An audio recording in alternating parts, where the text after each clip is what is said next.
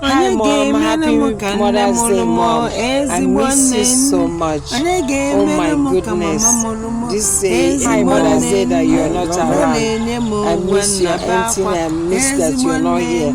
I miss everything, all the stories, all I got to talk to you about. I miss that conversation we always had. Mom, I wish you were here. But wherever you are, I know you're looking down on us. Happy Mother's Day, Mom. I love you so much. Happy Mother's Day. You are so special to me. You live in my life all the days of my life, and my children and all your children. Happy Mother's Day.